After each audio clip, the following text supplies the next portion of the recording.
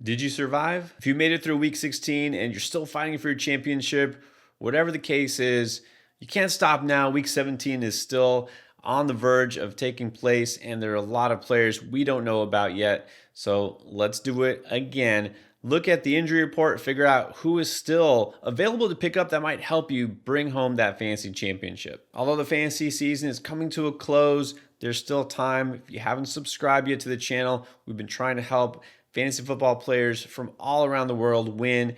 Help us out by just clicking the subscribe button. That's all you got to do. Takes a second, helps us to get to our goal. We're almost to 100K. Got a little bit of time left. Let's do it. Well, as we get toward the end of the season, yeah, the injuries continue to pile up. The wear and tear just takes its toll on some players. Let's start with the games that took place on Saturday. You saw a couple of quarterbacks went out early there. So first of all, Jordan Love didn't make it too far into that important matchup with the Bears. He left with concussion. You know how this goes. There's a good chance he could miss another important game this coming week. Could be Malik Willis get another start. He's been good in relief so far.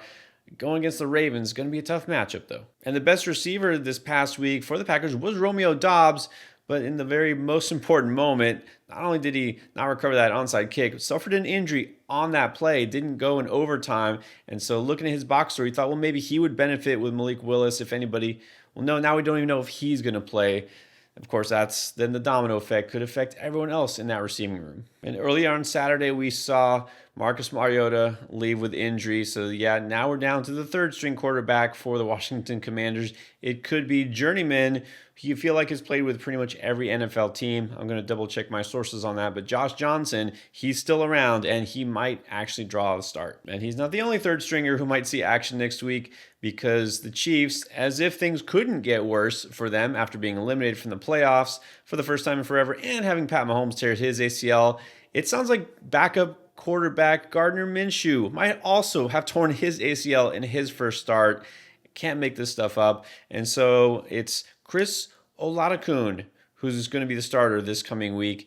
He was okay in relief this past week. This is a quarterback from South Dakota State, was a 7th round pick. Dual threat, you want to call him that? This is not good for the Chiefs' offense and pass catchers. I'm just going to say it the way it is. Now, we saw J.J. McCarthy leave with an actual injury. This time, it was on his throwing hand. He looked like he may have banged it on a helmet of a Giants player. And so the good news is, after the game, immediately got x-rays, came back negative, so it looks like there are no broken bones in that right hand. But at the same time, also with a team that's not in playoff contention, not sure if McCarthy will play. That means we may be treated to more Max Brosmer. The Vikings also lost Jordan Mason in this game with an ankle injury. He did not return. Gonna have to see what's going on there. So we might have a lot of Aaron Jones this coming week in a pretty good matchup. One of the more serious injuries, unfortunately, rookie running back Quinshawn Judkins of the Browns. He suffered not only a broken fibula, but also an ankle injury. He was carted off. You could see it was serious from the jump, and it was an air cast right away. And it's confirmed that his season is over. So hopefully he recovers in time for next year. With that backfield, it's a mess now. Dylan Sampson, the backup rookie running back, he was already out. And so we're digging deep here. But there is a running back I will mention if you need to dig deep. Chargers running back Kamani Vidal left with a neck injury. He was questionable return, but didn't. So going to keep an eye on that. Could be a lot of Amari Hampton owning the backfield next week, potentially, just at the right time. And then for the Cowboys, Ryan Flournoy, after catching a touchdown and having another, but got called back due to penalty and potentially having a big game, that he left that game early with a knee injury. Doesn't look like he'll be ready for next week. And then the last one we'll talk about very late in the afternoon slate was Pat Bryant. I mean, this one looks serious. He was motionless on the ground for a while. This is a head/neck injury. So, I mean, at this point, Bryant wasn't significantly fantasy relevant. This could affect another player that improves his stocks. But, you know, the most important thing, again, let's just always keep this in mind, talking injuries in football here, is we just hope that he is okay. And the injuries didn't stop until Sunday night was over, because in that Ravens-Patriots game, 2 absolutely huge injuries, real life and fantasy. So starting quarterback Lamar Jackson out with a back injury toward the end of the first half.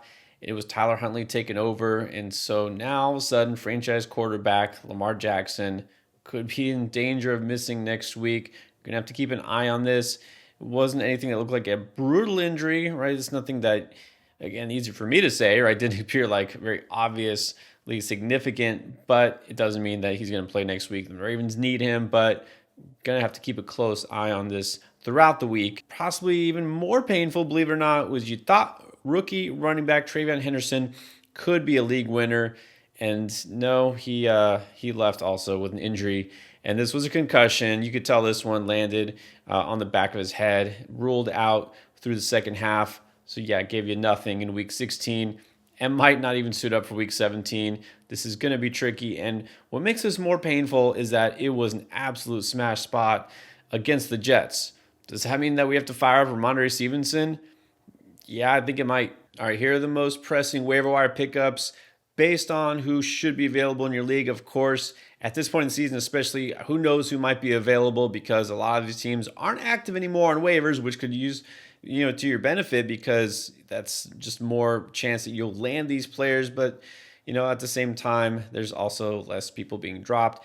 We'll start with the players that across most fantasy platforms right now, according to the numbers, are actually more than half owned, but they're under that 3/4 threshold. So not a great chance you'll get them, but if they're out there, you need to just pick them up. And I think number one has to be a guy.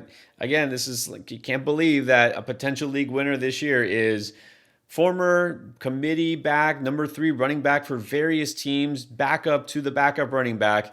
Kenneth Gainwell all of a sudden has become a stud in Pittsburgh. Now, Kenneth Gainwell has been on the fantasy radar for weeks now, and this just marks another productive week. This is 5 of the last 6 games in which Gainwell has gotten at least 16 fantasy points, and he's gone over 20 fantasy points in most of them. He's just become a monster in PPR because he's not only one of the leading rushers for Pittsburgh, he's their best receiver. And I mean that. He really is, because DK Metcalf is hot and cold, but Gainwell is the guy who's getting the most receptions, and he just looks like the best receiver. I mean, if you see this one catch, obviously this was the best catch not only of this week in week 16, but possibly one of the best catches of the entire season. That ridiculous catch where he fell on the ground, somehow got it, and then ran up and got a touchdown for him. I mean, Kenneth Gainwell is a guy who now all of a sudden is having a career year. It's not going to stop. It's not going to slow down. They just don't have a number 2 receiver. We've been saying that since the season began, and before it began is like DK Metcalf and who else? Well, why not just make a running back your number 2 receiver? It's working now. Gainwell has been a stud, and even though Jaylen Warren had his best game rushing randomly in this one, Kenneth Gainwell is still getting enough total yards here to make him just a set and forget starter at RB2 in PPR mainly. And it's crazy to think he might see a bump in usage because of that really weird incident with DK Metcalf. Thought it was a good idea to argue when they hit a fan during the game. Not kidding, this happened. If Metcalf gets suspended, how many touches are they going to need to give to Gainwell this coming week? And then, I always give you quarterback streaming options, tight end streaming options, because that's just the route a lot of you take, wisely so. Not going to wait. Let's just put some respect on the man's name. Props to Trevor Lawrence. Now, finally, under the tutelage of Liam Cohen, looking like a franchise quarterback. 279 and 3 touchdowns with no picks on the road against Denver. And then Jacksonville won pretty easily against the Broncos. I mean, what more can you ask for? It wasn't just them stomping all over the Jets. This was pretty much the toughest matchup you could imagine here, and he delivered. So if you're still looking for a quarterback or you're still playing the streaming game, I know a lot of us were worried about this matchup, rightfully so. Why shouldn't we be? On the road against Denver, Mile High Pat Surtain is back. And no, he still came through. Oh yeah, also ran for a touchdown again. He's got 7 on the season. If he's out there, just grab T-Law. And I will just follow that up with the next choice here. It figures this is the most 2025 and the most fantasy thing of all, is just when you're like, okay, there's no way Jacoby Brissett could have a down game. And then he's at home, and he gets Marvin Harrison as number 1 receiver back, and it's against the Falcons. So, of course, Jacoby Brissett now, finally, in Week 16, just when you thought you could Brissett it and forget it, he finally had a down game. But that doesn't mean Jacoby Brissett is not viable for next week.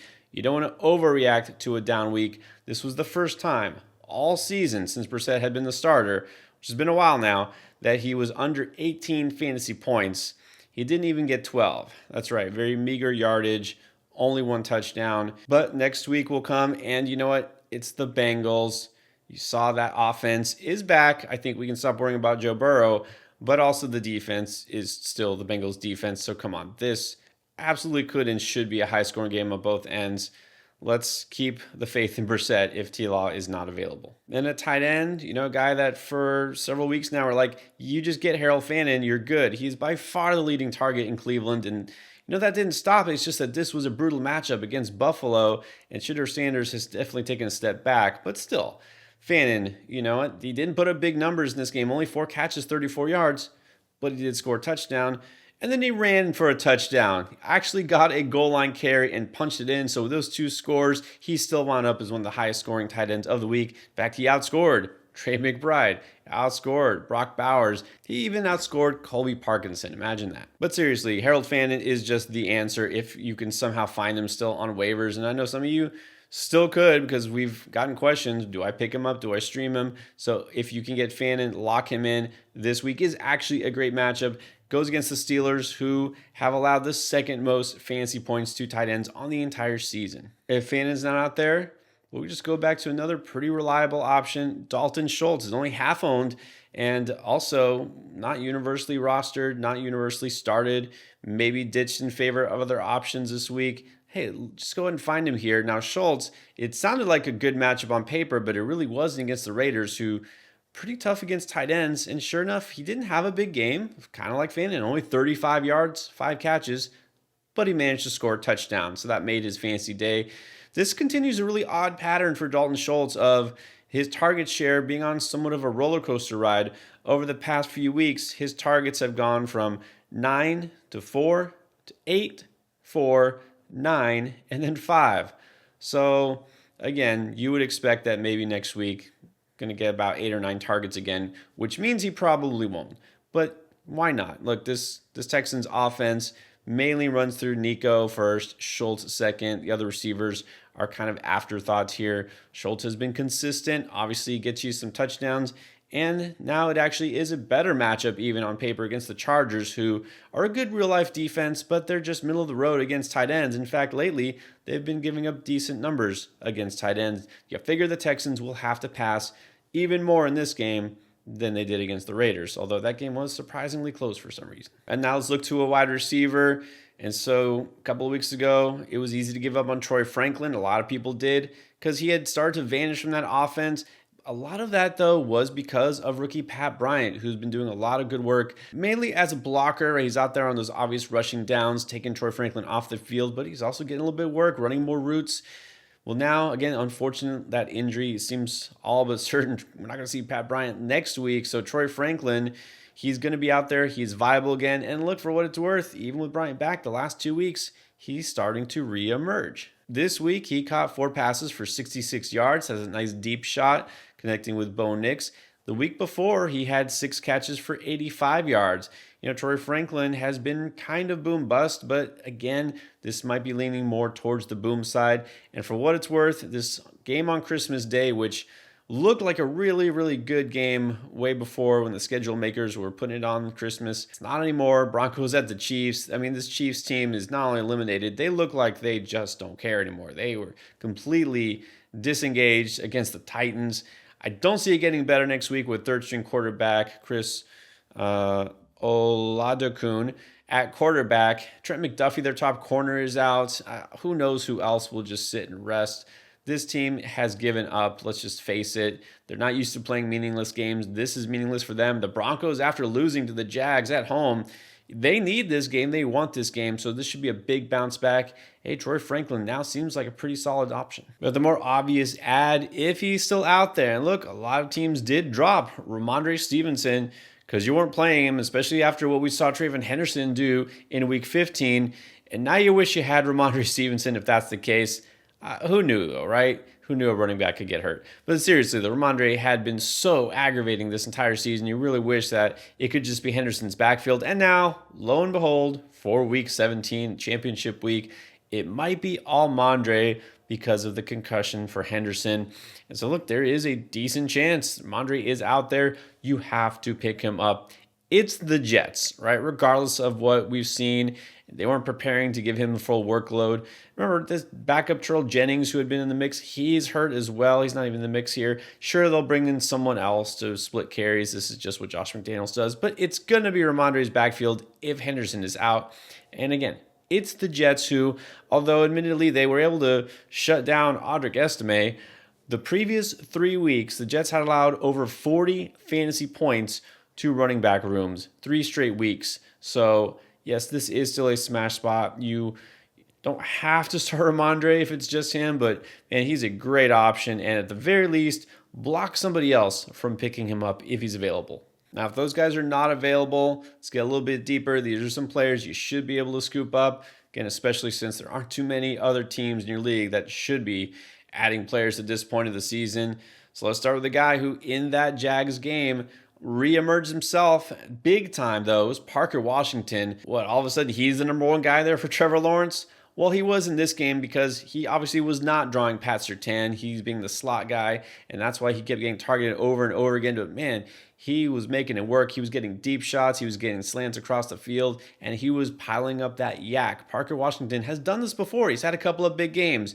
Just inconsistent, also had some injuries.